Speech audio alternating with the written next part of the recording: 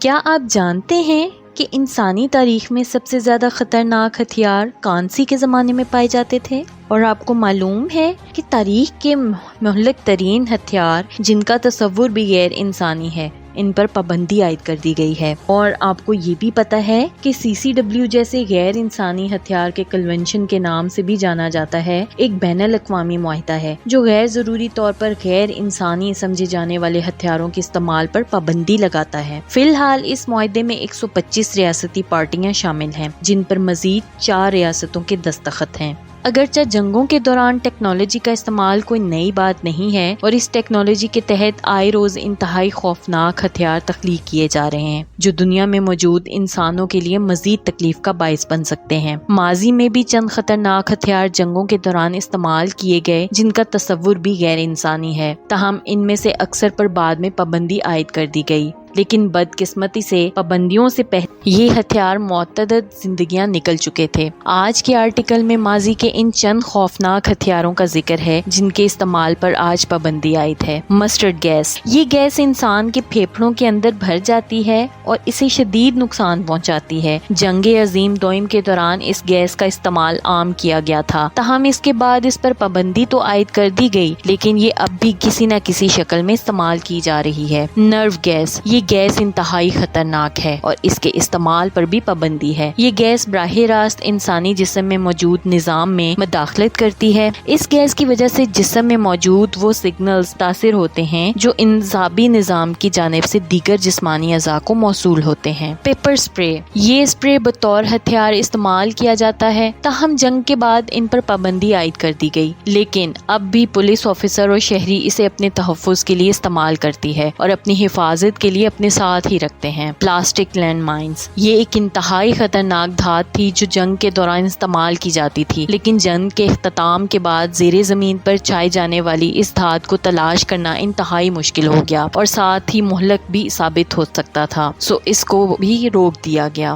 Bio weapons, bio ہتھیاروں کے استعمال پر پابندی کو عقل تسلیم کرتی ہے کیونکہ اس کی وجہ بالکل عام سی بات ہے، اور وہ یہ کہ ہتھیاروں کا استعمال اس وقت ممکن ہے جب آپ کو مکمل یقین ہو کہ یہ ہتھیار پلٹ کر آپ کے اپنے لوگوں کو بھی نقصان نہیں پہنچائیں گے۔ ناپام، یہ ایک ایسا سیال ہوتا ہے جو آگ لگانے کی صلاحیت سے مالا مال ہوتا ہے اور یہ جنگ کے دوران استعمال کیا جاتا ہے۔ اس سیال کو ایسے علاقوں میں استعمال کرنے پر پابندی عائد ہوتی ہے جہاں بہت زیادہ لکڑی ہو، اور نہ ہی اسے شہری آبادی کے نزدیک استعمال کیا جاتا ہے، تاہم اس کا استعمال انتہائی کم ہو گیا ہے۔ Land mines that don't self destruct, 1980 میں یہ فیصلہ کیا گیا تھا کہ چونکہ 12ویں سرنگیں ایک مخصوص مدت گزرنے کے بعد بھی خود سے نہیں پھٹ سکتی، تو انہیں طویل وقت تک استعمال نہ کیا جائے کیونکہ یہ شہریوں کے لیے ایک واضح خطرہ ہیں۔ پوائزن بلیٹس، زیر آلود گولیوں کے استعمال پر 1675 میں ہی اسٹارز بورگ نامی معاہدے کے تحت پابندی عائد کر دی گئی تھی۔ یہ